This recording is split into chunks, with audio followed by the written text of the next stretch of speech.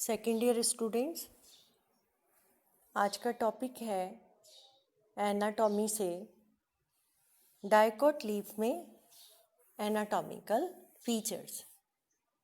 यहाँ जो हमने डाइकोट लीफ ली है वो है मैंजीफेरा इंडिका। इसकी लीफ का ट्रांसफर सेक्शन है।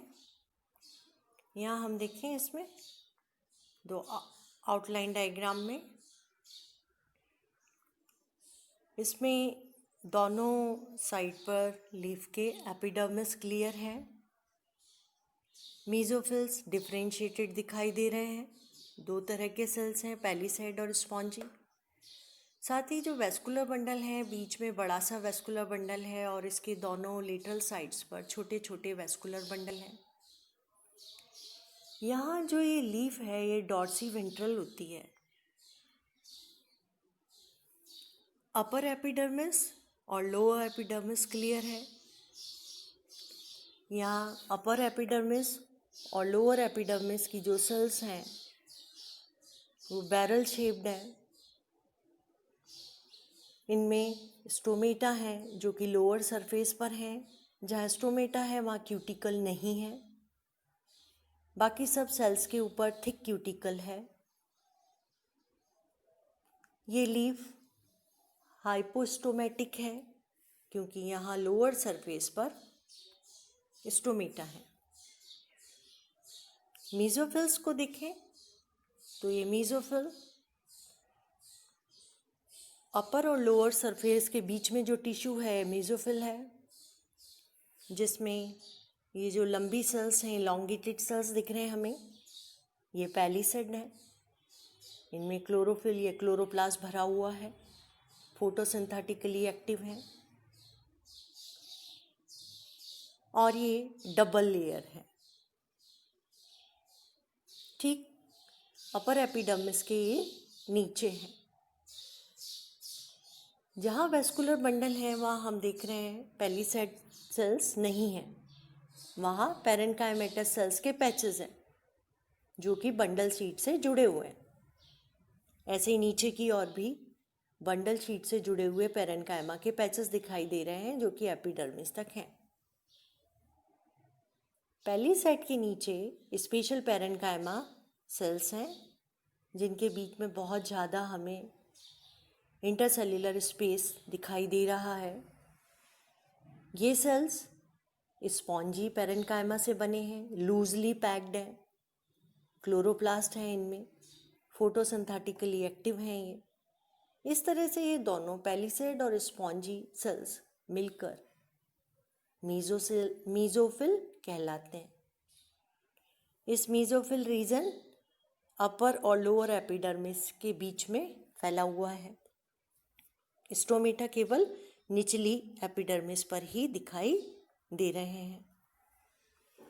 बीच का जो वेस्कुलर बंडल है वो बड़ा है और साइड के वेस्कुलर बंडल्स छोटे हैं। यहाँ पे रेटिकुलेट वेनेशन है, तो जहाँ वेन्स बड़े होंगे तो वहाँ वेस्कुलर बंडल भी थोड़ा साइज में बड़ा होता है। कंजॉइंट है, कोलेटरल है, बंद प्रकार का है और बंडल शीट से घिरा हुआ है। यहाँ जाइलम ऊपर की एपिडर्मिस की ओर है और जो फ्लोएम है वो निचली एपिडर्मिस की ओर है। जाइलम में वेसल्स, जाइलन पैरेन्काइमा, ट्रकीट्स, ये सब कंपोनेंट हैं और फ्लोएम में भी फ्लोएम से related sieve tubes, companion cells, phloem component, parenchyma, ये सब क्लियरली प्रेजेंट है। तो इनके जो स्पेशल फीचर हैं डाइकोट के, वो एक तो मीजोफिल्स हैं, वो बहुत क्लियरली स्पॉन्जी एंड पैलीसेड में डिफरेंशिएटेड हैं। स्टोमेटा लोअर सरफेस पर हैं।